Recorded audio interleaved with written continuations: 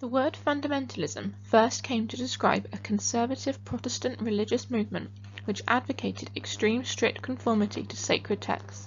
It was built around a literal interpretation of biblical events. It was originally used to describe American Protestants at the start of the 19th century. However, this term has recently gone on to describe a variety of religious movements in the 20th and 21st century. Christian fundamentalists in the 1920s opposed the teaching of the theory of biological evolution to children and were against the sale and consumption of drugs and alcohol.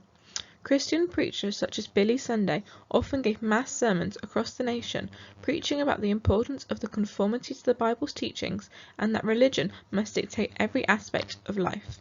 And society rests on morals. Morals rest on religion. Religion rests on the Bible and faith in God and in Jesus Christ. The Bible doesn't condemn any man because of his wealth. The Bible says the man that don't provide for his family is worse than an infidel. No. According to our standard of gold and silver, Abraham was worth $1.5 billion. David was worth $3 billion. Solomon was worth $5 billion. Solomon could have hired Andrew Carnegie for a butler, J. Pierpont Morgan to cut his lawn, and Andrew Mellon for a chauffeur, and John D. to black his boots. America needs a tidal wave of the old-time religion. America needs to be taken down to God's bathhouse and the hose turned on her.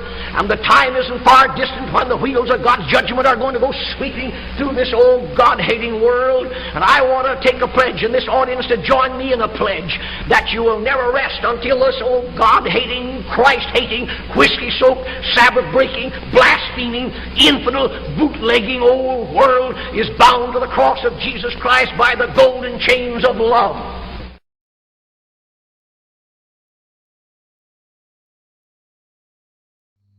It is clear that people and groups with fundamentalist views use their ideas to further their political career or to influence politics. As seen in the 1930s, Hitler's fundamentalist belief in racial purity and supremacy allowed him to achieve political gain through anti-Semitic laws and subsequent genocide. He linked his fundamental belief system with the political structures at the time, which allowed him to incite terror at mass levels. Terrorism is defined as the unlawful use of violence and intimidation, especially against civilians, in the pursuit of political gain. Its main aim is to incite terror and cause destruction. This is both in and outside of the UK. In more recent years, terrorism and those responsible for acts of terror have shifted from the conservative beliefs of 1920s Protestants to Islamic beliefs. Those who have extremist views by no means represent the Islamic faith as a whole. However, the media frenzy behind terror attacks often blames a whole religion for the acts of a few.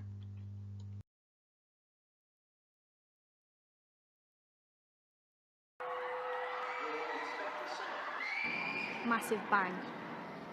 Fire just went up in the air and we thought that he smacked us in the face. Which way? Come on.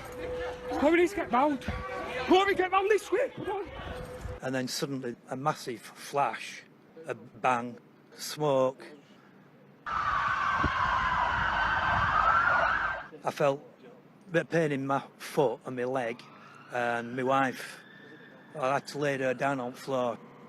She's got a stomach wound and possibly a broken leg.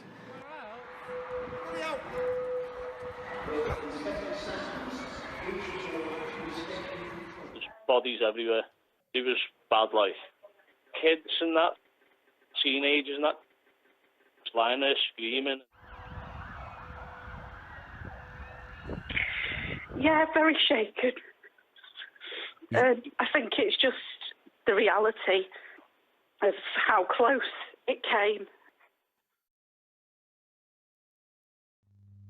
This video clip shows what happened moments after a suicide bomber detonated his bomb at an Ariana Grande concert in Manchester.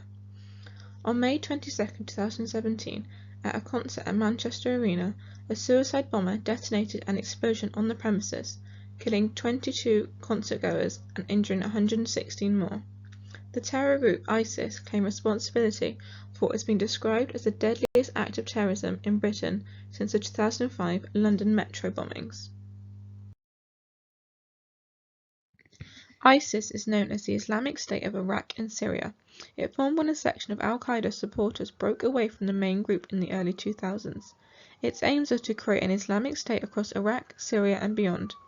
Their main belief is that Sharia law should reign supreme across all nations. They want to initiate a new world order which ultimately would control Muslims everywhere. They are known for killing dozens of people at a time, carrying out public executions, beheadings, crucifixions and much more. ISIS use modern tools such as social media to promote reactionary politics and religious fundamentalism worldwide.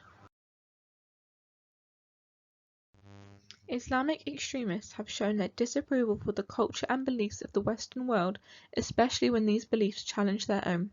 January 2015 saw a series of terrorist attacks across France, one of which claimed the lives of 17 people at the Paris offices of satirical magazine Charlie Hebdo. 2 men stormed the offices, killing all occupants. Al-Qaeda took responsibility for the attack, claiming that it was retaliation for the newspaper portraying the Prophet Muhammad offensively. It is the deadliest terror attack in France in decades, unfolding in a horrific few minutes in broad daylight in the downtown streets of Paris. An attacker yells, "Allahu Akbar, God is great," before gunmen opened fire inside the offices of a French satirical magazine which fueled anger from Islamist extremists in the past. They were on the second floor and moved towards the editorial section, where the entire team of journalists were together. Outside on the street, the attackers gun down a police officer. He screams, "Stay away!" But the gunmen shoot him dead and leave a clue about their motivation. They shouted that we've taken revenge for the Prophet. They then head to their getaway. There is no easy way to explain why people join terror groups or commit acts of terror.